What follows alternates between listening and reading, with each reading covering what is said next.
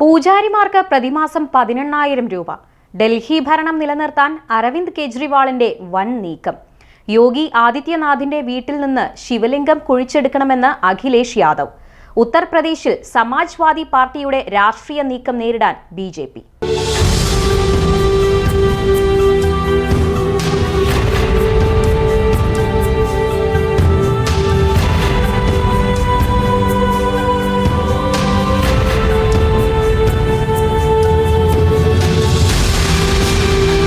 വരാനിരിക്കുന്ന ഡൽഹി നിയമസഭാ തെരഞ്ഞെടുപ്പിനോടനുബന്ധിച്ച് വീണ്ടും വൻ വാഗ്ദാനവുമായി ആം ആദ്മി പാർട്ടി ദേശീയ കൺവീനർ അരവിന്ദ് കെജ്രിവാൾ.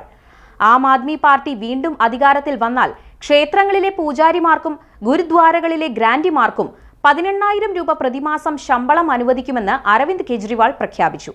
ഡൽഹിയിലെ കൊണാട്ട് പ്ലേസിലെ ഹനുമാൻ ക്ഷേത്രം സന്ദർശിച്ച ശേഷം പദ്ധതിക്ക് തുടക്കമിടുമെന്ന് കെജ്രിവാൾ പറഞ്ഞു. രജിസ്ട്രേഷൻ പ്രക്രിയയിൽ തടസ്സങ്ങൾ സൃഷ്ടിക്കരുതെന്ന് താൻ ബിജെപിയോട് അഭ്യർത്ഥിക്കുന്നു എന്നും ഇത് തടയുന്നത് പാപം ചെയ്യുന്നതിന് തുല്യമായിരിക്കും എന്നും കെജ്രിവാൾ പറഞ്ഞു. കാരണം അവർ ദൈവത്തിലേക്കുള്ള നമ്മുടെ പാലമാണ്, അദ്ദേഹം കൂട്ടിച്ചേർത്തു.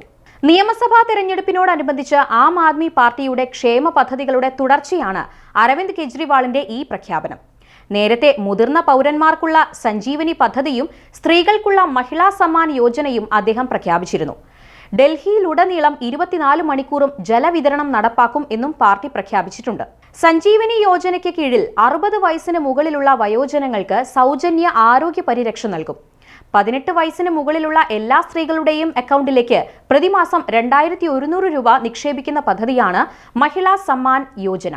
നേരത്തെ ബിജെപി വോട്ടർ പട്ടികയിൽ കൃത്രിമം കാണിക്കാൻ ശ്രമിക്കുന്നുണ്ട് എന്ന ആരോപണവുമായി കെജ്രിവാൾ രംഗത്തെത്തിയിരുന്നു. വോട്ടർമാരെ കൂട്ടിച്ചേർത്തതും വെട്ടിക്കുറച്ചതും ബിജെപിയുടെ ഓപ്പറേഷൻ ലോട്ടസിന്റെ ഭാഗമാണ് എന്നായിരുന്നു കെജ്രിവാൾ ആരോപിച്ചത്.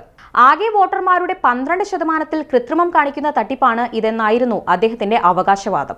ഡൽഹി തെരഞ്ഞെടുപ്പിൽ കെജ്രിവാളിന് പിന്തുണ നൽകുന്ന SP നേതാവ് അഖിലേഷ് യാദവും ബിജെപിക്കെതിരെ ബുദ്ധിപരമായി കരുക്കൾ നീക്കുകയാണ്.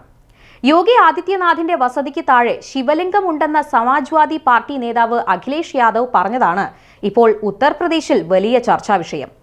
വോട്ട് ബാങ്ക് നിലനിർത്താൻ അഖിലേഷ് ശിവലിംഗത്തെ പരിഹസിക്കുകയാണെന്നും എന്തിനാണ് സമ്പൽ ഖനന പ്രവർത്തനം നടത്തുന്നതിൽ അഖിലേഷിന് പ്രശ്നമെന്നും ബിജെപി ചോദിച്ചു.